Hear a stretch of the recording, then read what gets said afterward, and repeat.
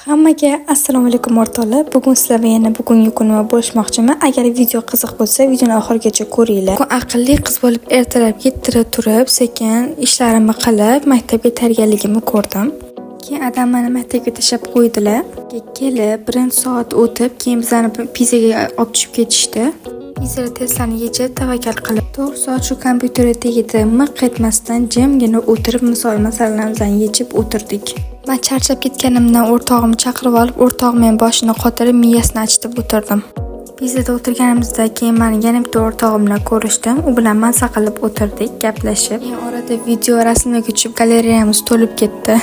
Xullas keyin trendi videolarni ham oldik. Keyin o'rtog'im bilan xayrlashib, yo'lda ketayotganimizda adam bizani mashinada oldilar, chunki aylanib kelishimizni aytdilar. Mashinada ketayotganda ham shtopasiga noqotta desanglar, o'zimcha videoga tushib o'tirdik. Keyin biz yangi ochilgan, hamma bilgan Hightown City'ga keldik. Hali ochilgandan beri bir marta ham kelmagandik, lekin menga juda ham interesim bo'ldi, ichi qanaqaligi. Kirishimiz bilan bizani shunaqa chiroyli atmosfera kutib oldi. Kirganimiz bilan bir-birimizga va'da berdik, hech narsa kiyim olmasdan chiqib ketishi, lekin opam shunda ham hech narsa olmasdan chiqib keta olmaydilar. Qo'llariga qat'iy bitta narsa olishlari kerak. Men hayron qayoqqa kelib qoldim deb. Xullas birinchi etaj uncha menga qiziqarli bo'lmadi. Keyin boshqa etajlarga ham chiqib aylanib ko'rdik. Keyin opam yur kosmetika magazin bor ekan, aylanib ko'ramiz dedilar. Meni majburlab olib kirib ketdilar. Magazinda aylanib yurganimizda oyna ko'rib qoldim, keyin videoga ham tushib oldim zerikkanimda. Keyin birinchi etajdan ikkinchi etajga chiqdik. Ikkinchi etajda faqat kiyim magazinlari bor ekan.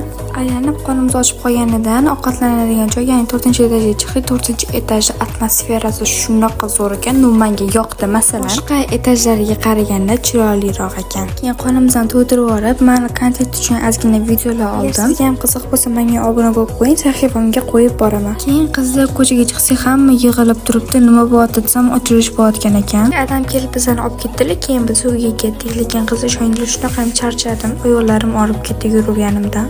Mana bugungi kunim shunaqa o'tdi. Sizlarga yoqqan bo'lsa, like bosishni esdan chiqmasin. Prosmotr uchun hammaga rahmat. Hammaga assalomu alaykum o'rtoqlar. Bugun sizlarga yana bugungi kunimni bo'lishmoqchiman. Agar video qiziq bo'lsa, videoni oxirigacha ko'ringlar. Bugun aqlli qiz bo'lib ertalab yettira turib, sekin ishlarimni qilib, maktabga tayyorgarligimni ko'rdim. Keyin adam meni maktabga tashlab qo'ydilar. Kelib, 1 soat o'tib, keyin bizlarni pizzaga olib tushib ketishdi. Pizza testlarni yechib, tavakkal qilib 4 soat shu kompyuterda tegib, miq etmasdan jimgina o'tirib, masalalarimizni yechib o'tirdik. Men charchab ketganimdan o'rtog'imni chaqirib olib, o'rtog'im boshini qotirib, miyasini achitib o'tirdim. Pizzada o'tirganimizda keyin meni yana bitta o'rtog'im bilan ko'rishdim. U bilan maza qilib o'tirdik, gaplashib. Keyin orada video rasmlarga tushib, galereyamiz to'lib ketdi. Xullas keyin